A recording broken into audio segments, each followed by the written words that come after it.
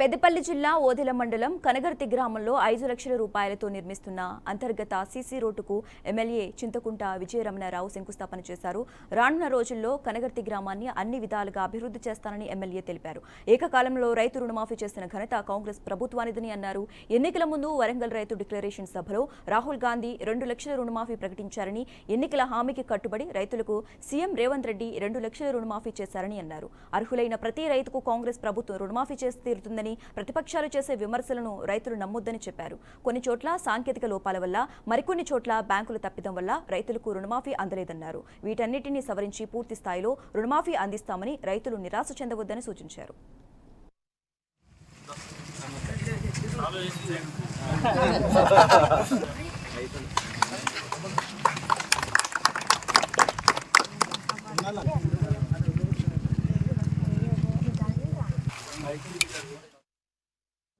ఇవాళ ప్రతి రైతు ఇవాళ రుణమాఫీ అయిందంటే రెండు రోజులలోనే మళ్ళీ బ్యాంకర్లు మళ్ళీ రుణమాఫీ చేసి మళ్ళీ కూడా ఎక్కువ కావాలంటే కూడా అంతకంటే ఎక్కువ మరి రుణం ఇస్తూ ఉన్నది ఇవాళ బ్యాంక్.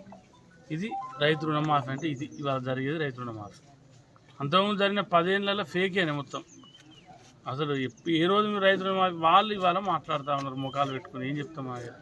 కనగర్తి, పెద్దమ్మ నగర్, హరిపురం రోడ్డు కూడా ప్రపోజల్ ఇచ్చాం సిఆర్లో. అది కూడా త్వరలో శాంక్షన్ వస్తుంది. త్వరలోనే మళ్ళీ మీ అందరి సమక్షంలో ఇక్కడనే కనగర్తినే శిలాఫలకం వేసుకొని ఆ రోడ్డును కూడా రాబోయే కొద్ది రోజుల్లోనే దాన్ని కూడా పనులు ప్రారంభించుకుంటామని చెప్పి ఈ